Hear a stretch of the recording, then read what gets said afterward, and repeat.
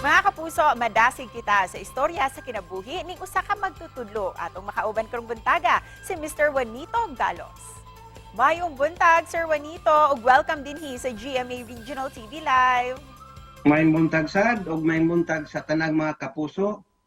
First of all, sir, kumusta na, Sir Juanito? Kumusta po ang inyong klase diha sa private school? Isip ko sa ka-teacher or magtutudlo diri sa among eskwelahan, labi na diri sa pribadong eskwelahan sa University of Southern Philippines Foundation. So far, so good. Wala may problema. Nagpadayon gihapon in the midst of pandemic. Sir, isip usa ka magtutudlo sa mga challenges nimo nga pirmi nimong masugatan. So far, of course, I've been teaching for quite a good number of times, years, no? Ang pinaka-challenging yun nga akong na-encounter sa akong kinabuhi isip magtutudlo, kinibang maabot ng punto na mo decide ta kung papasaron ba ning estudyanteng o dili. Pertig yung lisura sa akong side na pamalandungon nga kining bata naningkamot sa pag-abot sa panahon sa pag-decide kung papasaron bag dili, mo na pinakalisod nga challenge nga akong na-encounter sa akong kinabuhi isip magtutudlo. Di man jud kalikayan, sir, no, nga dunay mga challenges ang mga magtutudlo. What keeps you motivated, sir, para motudlo gihapon? Regarding sa motivation, kining pagtudlo manggod usa kini ka dakong hagit sa usa ka tawo nga kung din sa adlaw-adlaw nimong panginabuhi dapat ikaw usab isip magtutudlo ma-motivated.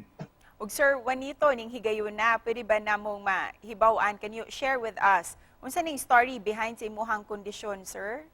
Dili kini sa inborn, usa ni ka vehicular accident. I was 23 years old at the time. Unya ang namay formation house diri sa Davao City, nya dunay eskwelahan dito sa Digos City. So katong panahon na nag-travel ko padong adto, nagsakay ko og usa ka bus company. Nahitabo nga na bangga wala murag side sweep lang siya. How difficult was it for you, sir, nga mag-adjust human sa maong aksidente? Ang una gyud akong gibati mao yung kining gitawag nato nga insecurity. So ang insecurity nga isip usa ka batan-ong lalaki, insecurity ngadto sa relasyon, insecurity ngadto sa pagbuhat sa mga butang nga akong ginabuhat sa duha pa akong bukton. So insecurity sa pag atiman sa akong kagalingon. Ug base sa imuhang very inspiring story, sir, what message of hope can you give to those who are facing a lot of challenges right now? Ilabi na ang kabataan, sir.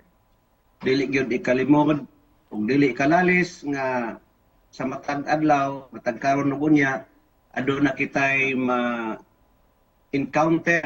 or masinati, maagian na mga kalisdanan, problema sa kinabuhi. Kining tanan usa lang kini kahagit sa atong kinabuhi ug kanay angay lang timan-an nga ang kinabuhi very precious, no? That life is a precious gift from God, and therefore we have to take care of this. Ug sir, isip pa na po sa mensahe nimo para sa ato ang mga kapuso viewers nga nagtan-aw Sa karon. tanang mga viewers, mga kapuso, no?